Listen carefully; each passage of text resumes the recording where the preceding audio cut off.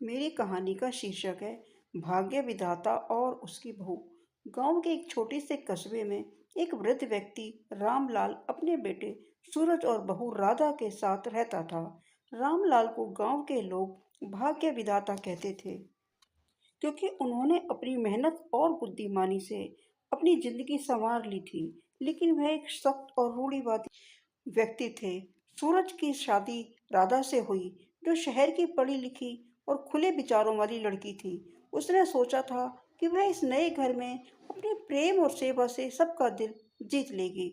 लेकिन रामलाल की कठोर परंपराओं और अनुशासन ने उसकी राह मुश्किल कर दी।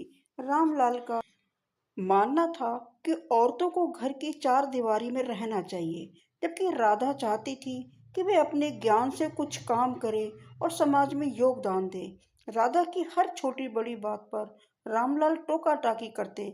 सुबह जल्दी उठना, सिर ढककर रहना, बिना पूछे किसी से बात ना करना, ये सब नियम उसे बोझ लगने लगे। लेकिन उसने हार नहीं मानी। वह अपने पति को समझाने लगी कि समय बदल गया है और औरतों को भी अपने फैसले लेने का हक मिलना चाहिए। सूरज दो पाटों के बीच फंसा था। एक तरफ उसके पिता की इच्छाएं, दूसरी तरफ उसकी पत्नी की भावनाएं। एक दिन गांव में एक बड़ा जलसा हुआ, जहां महिलाओं की शिक्षा और आत्मनिर्भरता पर चर्चा हो रही थी। राधा को भी बोलने का मौका मिला। उसने वहां अपने विचार रखे और बताया कि कैसे महिलाएं घर और बाहर दोनों जगह योगदान दे सकती हैं। रामलाल भी वहां मौजूद थे।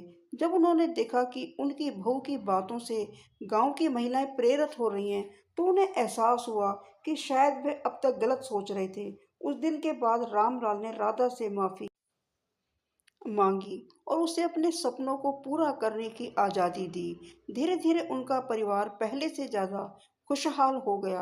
अब गांव में लोग न केवल रामलाल को बल्कि उनकी बहू राधा को भी भाग्य विधाता कहने लगे, क्योंकि उसने अपने आत्मविश्वास और प्रेम से पूरे परिवार की सोच बदल दी थी। इस कहानी से हमें यह शिक्षा मिलती है, समाज को बदलने के लिए हिम्मत, समझदारी और प्रेम की जरूरत होती है। Thanks for watching my video.